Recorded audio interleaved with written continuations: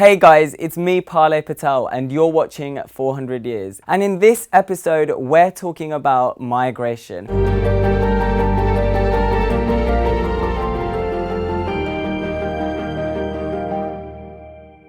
Now, obviously, migration is the movement of people. In fact, although we assume that migration only happened after the British came to India, it's been happening for hundreds of years before that. So we're focusing on migration to and from India after the East India Company established itself in India. And now I'm going to get Edward Anderson from the University of Cambridge to explain more.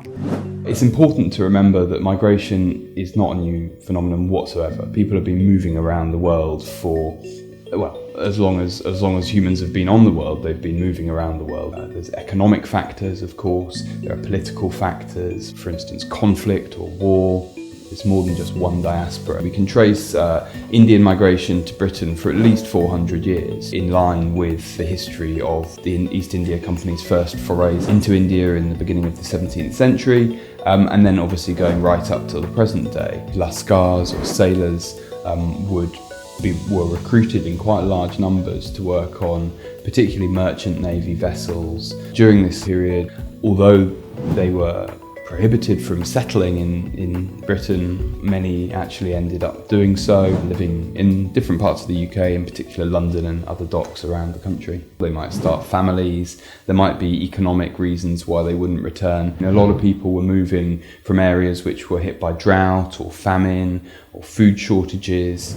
So in the 19th and 20th century, Indians started to move in the masses. But where did they go and what did they do? Let's see what Ed has to say. At the beginning of the 20th century, Indians began to settle in East Africa in quite large numbers, and particularly people were coming to trade and to set up businesses, to set up shops and so on. And under the indenture system, people were recruited for contracted periods, usually of around 5 years, and they travelled to work in various parts of the British Empire, from as far as Fiji to places like Mauritius, and also the Seychelles was an important place, also the Caribbean too. There was payment involved, but they were bonded, so there was limitations on freedom and one had to work for the period that one had signed up to work for. And in many senses it wasn't really a step up from slavery, and this is actually why it's been referred to subsequently by Hugh Tinker as a new system of slavery. So, in the early 1900s, Indians began to move everywhere around the world and settle into colonies and began working. And this is probably the reason why so many of our grandparents are from countries like Fiji, Mauritius, Guyana, and even Trinidad. So while this was going on, World War I began to kick off, and Indians played a huge role in assisting the British armies. The Indian involvement in World War I and World War II was huge, and it's only really recently that we've started to recognise that more publicly. About 140,000 or so served on the Western Front. Often they would come to Britain, particularly those that were injured would come over to Britain to hospitals to recover. In the period following the Second World War is traditionally considered to be the beginning of this period of mass migration. One of the moments that's often seen as this start of this period is the arrival of the Empire Windrush, and they were welcomed to Britain, according to the headlines of the time, Children of Empire. So they were still part of the British Empire. The headline in the Evening Standard actually read, "Welcome home," at that point in time. So it's interesting to see how things have changed remarkably since then in terms of the tabloid way of reporting on migrants to this country.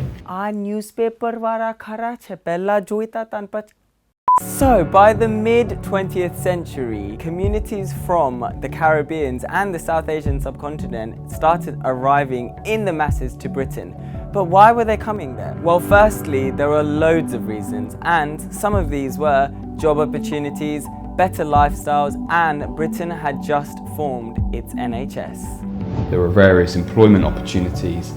The NHS had just been started, which was also an important factor for attracting migrant workers from overseas.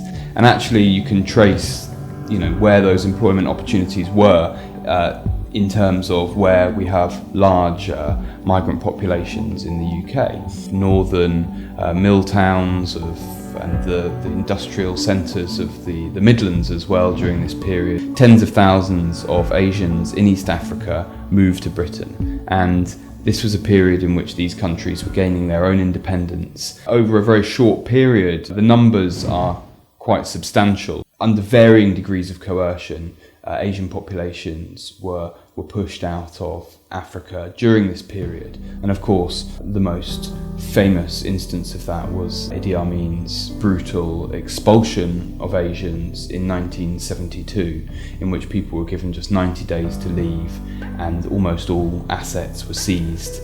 And this was a particularly important moment in the history of Asian communities in Britain.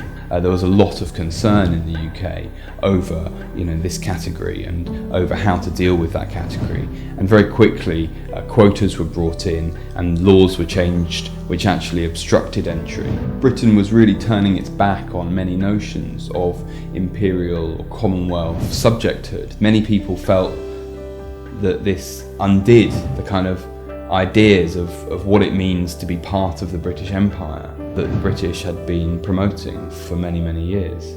And these were all efforts to try to restrict migration. During this period, we had criteria brought in terms of skills and language requirements, educational levels and so on. So in response to this huge influx of migrants coming to the UK, the government of Britain introduced acts and laws that made it increasingly difficult for people to come to the UK and settle down. So I've definitely heard stories from my grandparents and family members about migrating from East Africa to the UK.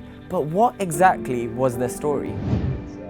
Very successful, hardworking, particularly Gujarati communities were professional, English speaking. So when emigrating to Britain in the 1960s or 70s, they brought a lot of this with them. The British were perhaps not so welcoming in the late 60s and early 70s, and this was a period in which there was great discrimination. Many will remember who were alive at the time.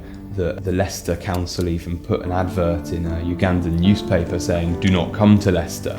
So although Leicester is a thriving multicultural city today, it's not been necessarily the sort of smoothest of processes, and it's been very challenging for many people as well. But all of these things are seen to contribute towards what has been very successful East African Asian communities in this country. So now that we've had a little bit of an insight into Indian migration, what's going on today? Well, research shows that people that had moved from India to the UK are doing the exact opposite, because the situation in India is changing.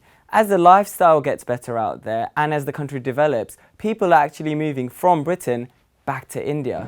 An important part of this story relates to India. So when we're thinking about migration to Britain, we shouldn't just be thinking about how this has changed Britain. It's really important to also think about how this has changed India as well.